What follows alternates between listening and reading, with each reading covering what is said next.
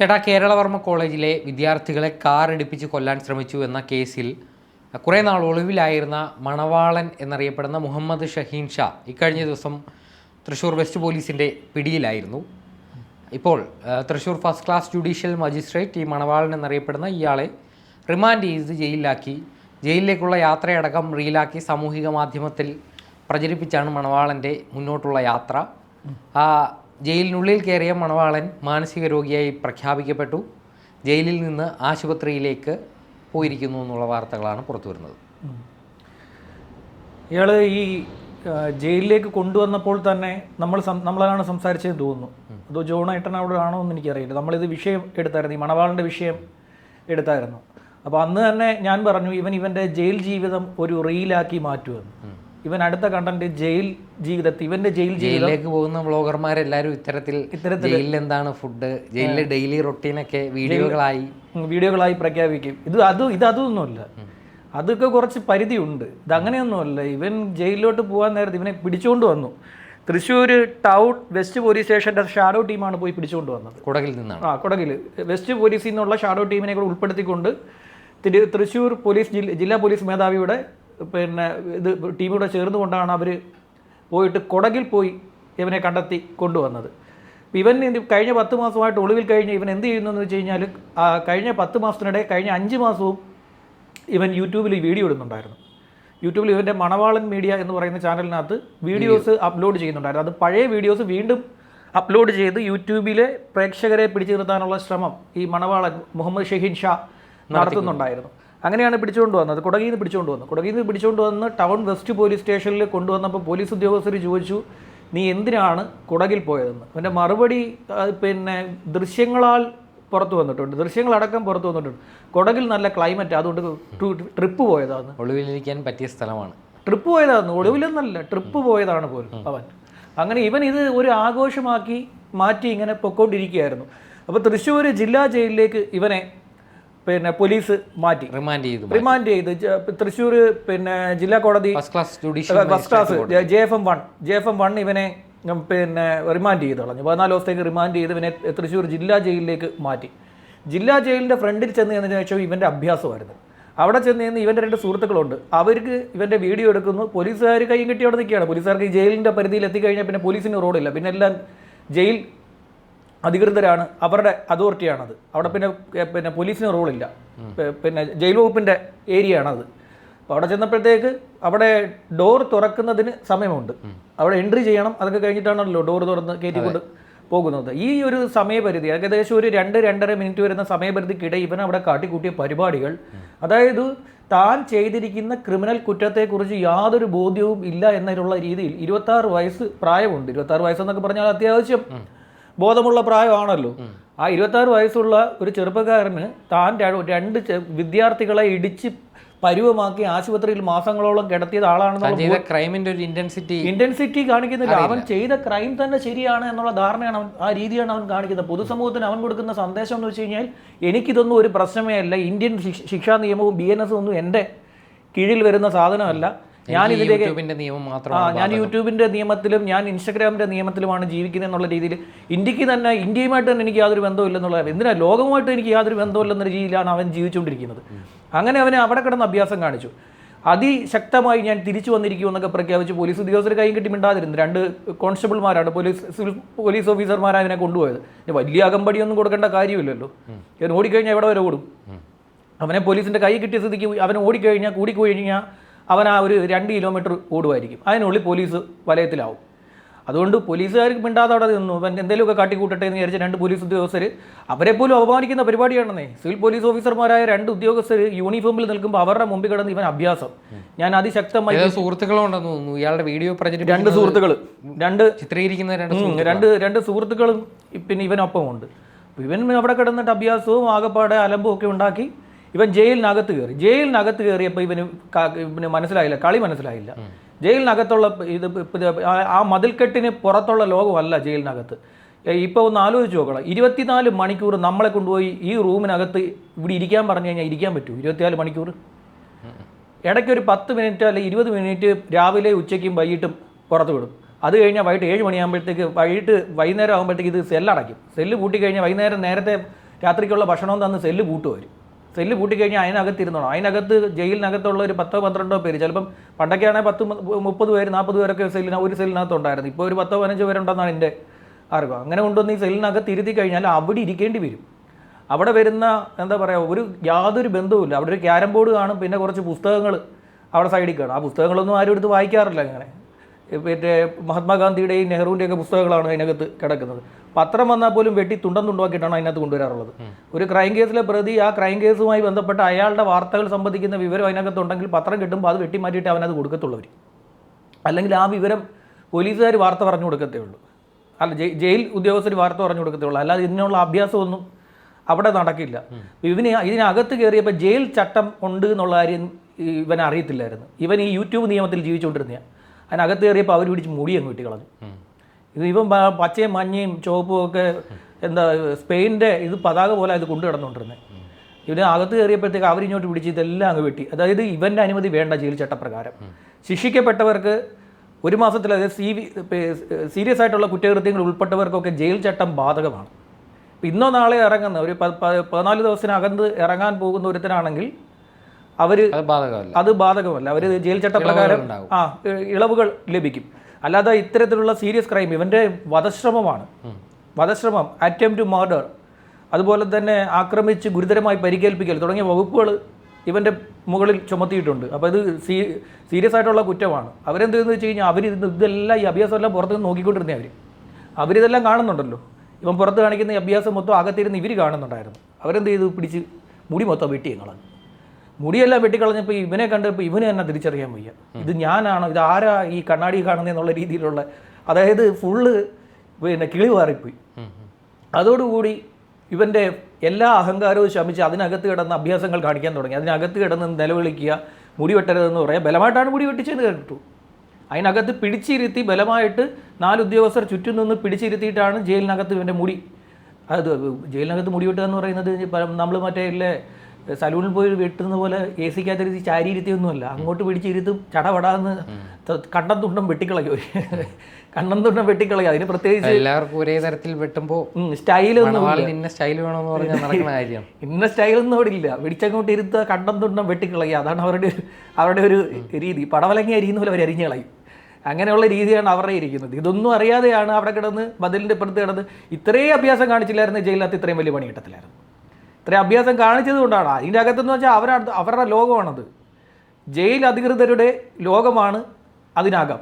അവിടെ എല്ലാം അവരുടെ നിയമങ്ങളാണ്, അവർ തീരുമാനിക്കും. പിന്നെ അത് കഴിഞ്ഞാൽ അതിനകത്ത് എൻ്റെ അതോറിറ്റി, ഈ ജയിൽ സൂപ്രണ്ടും അസിസ്റ്റൻറ്റ് സൂപ്രണ്ടും പിന്നെ ജയിലിലെ കാവൽക്കാരുമായിട്ടുള്ള ഉദ്യോഗസ്ഥരും കഴിഞ്ഞ് കഴിഞ്ഞാൽ പിന്നെ അവിടുത്തെ വലിയ ആളെന്ന് പറയുന്നത് സെല്ലിമേശ്ശേരിയാണ്. അവിടെ കിടന്ന് അഭ്യാസം കാണിച്ച സെല്ലിമേശ്ശേരി നിർദ്ദേശപ്രകാരം അവിടെ മൂത്ത് കിടക്കുന്ന ആൾക്കാരുണ്ട്. മൂത്ത പുത്രന്മാർ ഇഷ്ടംപോലെ അവിടെ കിടപ്പുണ്ട്. അതായത് കുറച്ച് നാളുകളായിട്ട് പോവുകയും പിന്നെ വീണ്ടും റിമാൻഡ് ആവുകയും വീണ്ടും പോയിട്ട് വീണ്ടും അടുത്ത കുറ്റം ഉണ്ടാവും, വീണ്ടും റിമാൻഡ് ആവുക.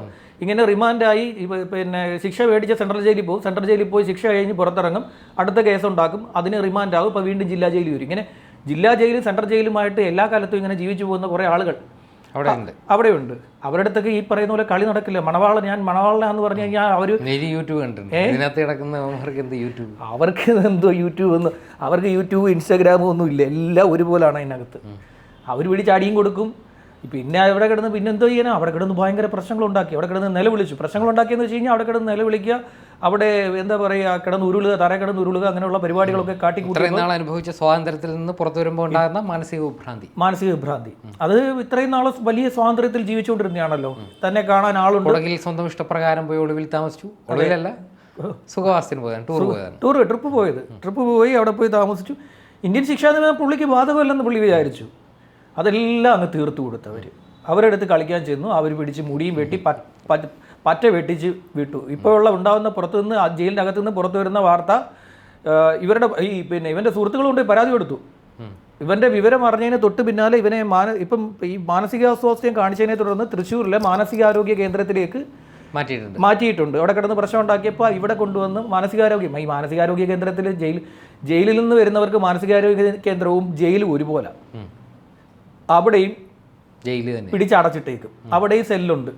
അതിനകത്ത് സെല്ലുണ്ട്, ആ സെല്ലിനകത്താണ് കൊണ്ടിടുന്നത്. അല്ലാതെ പുറത്ത് മറ്റേ വാർഡിൽ കൊണ്ട് കിടത്തുക. നമ്മൾ ഈ സിനിമക്കകത്തൊക്കെ കണ്ടിട്ടുണ്ട് മറ്റേ. അതുപോലെ അതിപ്പോൾ മെഡിക്കൽ കോളേജ് കൊണ്ടുവന്നാലും മെഡിക്കൽ കോളേജിൽ ഈ പറയുന്ന നമ്മുടെ പൂജപ്പുര സെൻട്രൽ ജയിലിൽ നിന്ന് വരുന്ന തടവ് പുള്ളികളെ ഇടുന്നത് ആ സെല്ല്, ഈ പിന്നെ സെല്ല് അടച്ച വാർഡുണ്ട്, ആ വാർഡിലാണ് കൊണ്ടിടുന്നത്. അവിടെ രക്ഷപ്പെടാൻ പറ്റില്ല, അവിടെ നിന്നും ഇറങ്ങി പോകാനേ പറ്റില്ല. അവിടെ നിന്നും കടന്നു പോകാന്ന് പറയുന്നത് നടക്കുന്ന കാര്യമല്ല. അതും ഒരു സെല്ലാണ്, അവിടെയും കാവൽ നിൽക്കുന്ന പോലീസ്. ജയിലിലാണ് കുറച്ച് ആളുകൾ കൂട്ടിനെങ്കിലും ഉണ്ടാവും.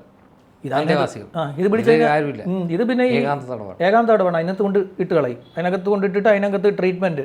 ചുരുക്കം പറഞ്ഞു കഴിഞ്ഞാൽ ഈ ജാമ്യം കിട്ടുന്നത് വരെ അങ്ങോട്ടും ഇങ്ങോട്ടും നടക്കാമെന്നല്ലാതെ പ്രത്യേകിച്ച് ഒരു കാര്യവുമില്ല. ഇപ്പോൾ ആളുകളെ വണ്ടി ഇടിച്ച് 2 ചെറുപ്പക്കാരെ കൊലപ്പെടുത്തുക, താനെന്തോ വലിയ കൊലപ്പെടുത്താൻ ശ്രമിക്കുക. അത് പൂര ദിവസം ഉണ്ടായ പ്രശ്നമാണിത്. ഏപ്രിൽ 19-ാം തീയതി കേരളവർമ്മ കോളേജിൻ്റെ പുറകുവശത്തൊരു പാടമുണ്ട്. ഈ പാടത്തിൻ്റെ അവിടെ പിന്നെ ഈ മണവാളനും ഈ മുഹമ്മദ് ഷഹീൻ ഷായും കുറച്ച് സംഘങ്ങളും കൂടെ അവിടെ ഒരു മദ്യപാന പാർട്ടി നടത്തി പൂരവുമായി ബന്ധപ്പെട്ട്. മദ്യപാന പാർട്ടിക്ക് ശേഷം തിരിച്ചു വന്നപ്പോഴാണ് ഈ കേരളവർമ്മ കോളേജിലെ പിള്ളേരുമായിട്ട് ഈ പ്രശ്നം ഉണ്ടാവുകയും അങ്ങോട്ടും ഇങ്ങോട്ടും അടി ഉണ്ടാവുകയും അതിനുശേഷം ഈ ഒറ്റപ്പെട്ടു പോയ 2 പയ്യന്മാരെ, ഒരു ഗൗതം കൃഷ്ണ എന്ന് പറഞ്ഞൊരു കുട്ടിയെയും മറ്റു പുറകിലിരുന്ന ഒരു കുട്ടിയും കൂടെ വണ്ടി ഇടിച്ച് കാനയിലേക്ക് ഇടിച്ച് വീഴ്ത്തുകയായിരുന്നു. കാനയിൽ ഇടിച്ച് കളയുമായിരുന്നു. അങ്ങനെ കാനയ്ക്കിടയിലേക്ക് ഈ കുട്ടികൾ 2 വീണു, അതിൻ്റെ മുകളിലോട്ട് ബൈക്കും വീണു. അങ്ങനെയാണ് ഇവർക്ക് ഇത്ര ഗുരുതരമായി സാരമായിട്ടുള്ള പരിക്ക് ഏൽക്കുന്നത്. അപ്പോൾ ഇത്രയും ക്രൈമൊക്കെ ചെയ്യുമ്പോൾ ആലോചിക്കേണ്ട ഒരു കാര്യം, ഇതിൻ്റെ ഭവിഷ്യത്ത് എന്താണെന്ന് ആലോചിക്കേണ്ടേ. ഇതെല്ലാം അനുഭവിക്കാൻ തയ്യാറായി വേണം അങ്ങനെ ഒരു ക്രൈം ചെയ്യാൻ. ഇത് ക്രൈം ചെയ്ത് ശീലമുള്ളവർ, ജയിലിൽ കിടന്ന് ശീലമുള്ളവർക്കാണെങ്കിൽ ഒരു അടുത്തൊരു ക്രൈം ഇപ്പം എന്താണ് ഇതിൻ്റെ ആഫ്റ്റർ എഫക്റ്റ് എന്ന് അവർക്ക് അറിയാവുന്നത് കൊണ്ട് ഇനിയും ജയിലിൽ പോകാൻ തയ്യാറാണെങ്കിൽ മാത്രമേ അവരൊരു ക്രൈം ചെയ്യാൻ തയ്യാറാവുകയുള്ളൂ. ഒരു സാധാരണപ്പെട്ടവനാണ് ഈ സെല്ലിലേക്ക് പോകുന്നത് എന്നുണ്ടെങ്കിൽ അവൻ പിന്നെ ഒരു കാരണവശാലും ഇതിൽ പോകാൻ തയ്യാറാവില്ല. എങ്ങനെയെങ്കിലും നേരെ ചൊവ്വേ ജീവിക്കാനേ നോക്കത്തുള്ളൂ. കാരണം ഇതൊരു നരക തുല്യമായിട്ടുള്ള ജീവിതമാണ്. ചിലർക്ക് മാത്രമാണ് സുഭിക്ഷം. നമ്മൾ ഈ പുറത്ത് നിന്ന ആൾക്കാർ പറയും, അയ്യോ അവിടെ ഭയങ്കര സുഖമല്ലേ, നല്ല ഫുഡൊക്കെ അല്ലേ കിട്ടുന്നത് എന്നൊക്കെ പറഞ്ഞ് പിന്നെ വിചാരിക്കും. നല്ല ഫുഡ് കിട്ടും, നല്ല കിടന്നുറങ്ങാൻ പോലീസിന്റെ ജയിൽ അധികൃതരുടെ സുരക്ഷയോടെ കിടന്നുറങ്ങാം എന്നൊക്കെയുള്ള ഒരു വിചാരമുണ്ട്. പക്ഷേ 24 മണിക്കൂർ നമ്മളെ ഏത് സുഭിക്ഷമായിട്ടുള്ള റൂമാണെങ്കിലും 24 മണിക്കൂർ നമ്മളെ കൊണ്ടുപോയി അടച്ചിട്ട് കഴിഞ്ഞാൽ അതോടുകൂടി നമ്മുടെ കിളി മാറിപ്പോവും.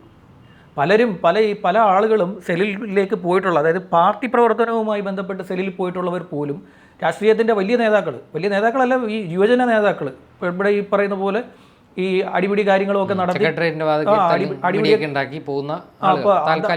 താൽക്കാലികമായി പോകുന്നവർ, അവർ പോലും സെല്ലിൽ പോയി കഴിഞ്ഞിട്ട് അവിടെ കിടന്ന് കരഞ്ഞ നേതാക്കളുണ്ട്.